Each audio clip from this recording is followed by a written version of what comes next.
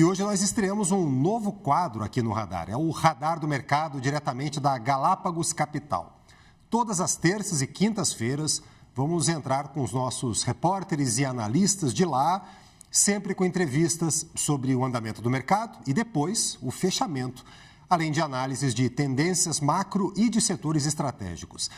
Ao vivo da Galápagos estão nosso repórter Pablo Valler e a economista-chefe Tatiana Pinheiro.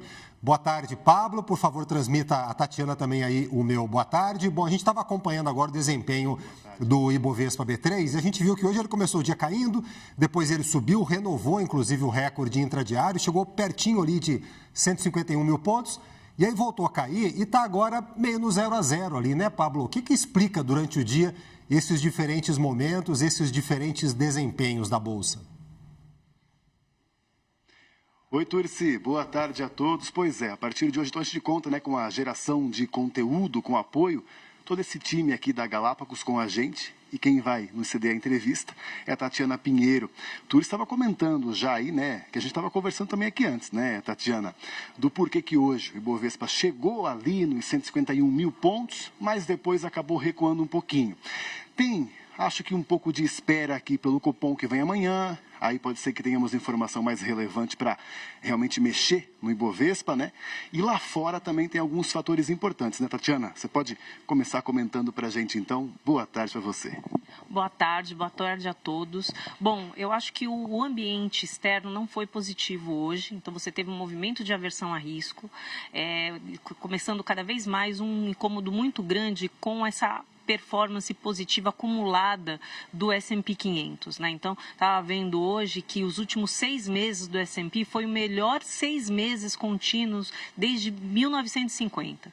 Né? Então, tem muita discussão a respeito do valuation das empresas, desse impulso, desse carrego que as empresas de tecnologia, principalmente de inteligência artificial, estão fazendo com outros mercados, com outros preços de outras ações que não tem nada a ver com tecnologia e o quanto que vai ser necessário, que vai ser saudável, até que ponto vai ser saudável uma acomodação ou um recuo do S&P, né? Uma realização do S&P. Então, o dia foi bastante negativo lá fora, né? Destoando aqui do Brasil, pelo menos na parte da manhã, batemos na metade do dia, na hora do almoço, 151 mil pontos, recorde, e aí a parte da tarde pesou bastante a questão do cenário internacional, mais até do que a expectativa do Copom. A expectativa do Copom estava no mercado desde o começo da manhã, e o começo da manhã foi bastante positivo no mercado acionário. Mas então, até sobre isso, né, tem aí economistas de bancos americanos importantes, né, JP Morgan, também Goldman Sachs,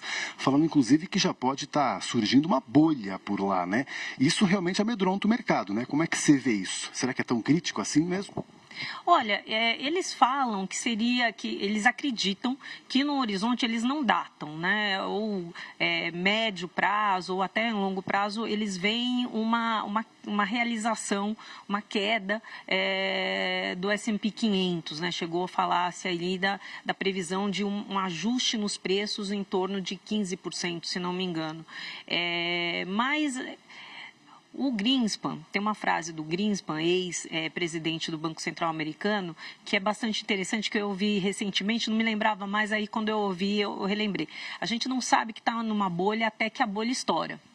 Então, é muito difícil dizer se estamos numa bolha ou não, mas o fato tem muitos ativos no S&P, tem muitos outros ativos fora do S&P, mas atrelados, que têm uma correlação com o movimento com o S&P e que estão nesse movimento de valorização por conta do efeito das techs, por conta da perspectiva da inteligência artificial, mas que não tem nada a ver com isso. Então, pode sim você ter algum tipo, ser necessário algum tipo de realização em alguns setores da economia. Porque o mundo e o crescimento mundial, a gente não está no movimento de boom, inclusive a gente está no movimento de moderação de crescimento econômico. Então, não faz sentido você ver todos os segmentos em alta, né?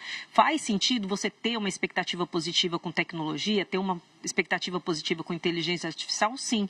Mas tem outros ativos que não tem nada a ver com esse setor e que também estão em alta. Então, eu acho que tem essa diferenciação, a gente deve ver essa diferenciação entre valorização dos vários setores da economia, dos preços desses ativos daqui para frente. Certo. E aí, com isso, então, como você também já comentou com a gente, está havendo uma aversão ao risco, né? Com isso, sempre o dólar acaba valorizando, né? Inclusive, por agora, estava olhando ali perto dos 0,7%, dólar futuro, passando dos 5,43, né? Isso é bom para exportador aqui no Brasil só, né? Que já está de olho nisso, então. Hoje o movimento, nessa aversão a risco no mercado internacional, a gente teve um movimento de fortalecimento do dólar perante as demais moedas. Então, pela primeira vez desde maio, o DXY, que é a comparação do dólar com as moedas avançadas, ele voltou para cima de 100 pontos, né? Então, ou seja, ele valorizou perante as outras moedas. E aí o real, outras moedas, depreciou um pouco, chegou a bater 5,40, fechou o dia, a Petax fechou em 5,38. É bom para exportador, obviamente, é bom para exportador. E aí o que a gente vê na Bolsa quando acontece isso? Você vê as empresas mais ligadas a commodities, ou que o ativo é commodities, também se valorizando, algumas, né? Aí você tem outras questões que às vezes não serve para algumas empresas de commodities, para outras não, mas normalmente o câmbio mais depreciado, o real mais fraco, ele aumenta a competitividade das empresas ligadas a commodities. Falando nas empresas, então, até as blue chips hoje estão caindo um pouquinho, né? Quais os destaques aí das ações? Olha, Petrobras aí, apesar do movimento ainda ser positivo do Ibovespa como um todo, Petrobras aí em queda por conta da queda do preço do petróleo, Vale também, por conta também do minério de ferro recuando, passou o dia hoje recuando. E de destaques positivos, a parte de telecomunicações, a TIM divulgou o balanço do terceiro tri, foi números positivos, então puxando aí a Bolsa com um destaque positivo, TIM, Vivo, Ambev, Klabin, por conta, eu acho que da questão cambial, né, desse pequena depreciação do real, mas a Bovespa como um todo chama atenção, porque o dia foi negativo lá fora, o S&P caindo bastante, no final do dia aqui o Ibovespa veio cair, mas é o segundo maior recorde, né, o maior número de Bovespa na história que a gente fecha o dia de hoje.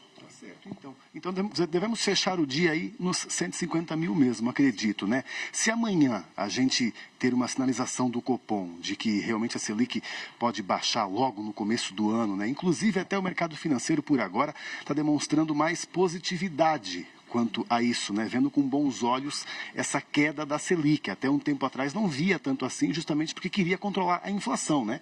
Até o mercado financeiro vê dessa forma, então. Amanhã você também acredita que a gente pode ter sinal aí para já cair a Selic no comecinho do ano?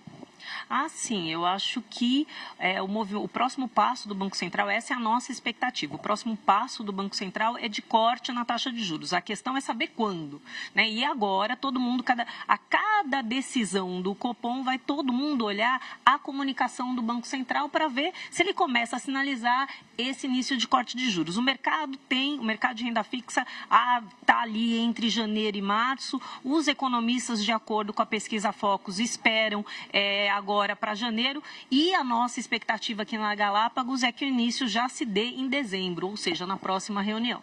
Certo.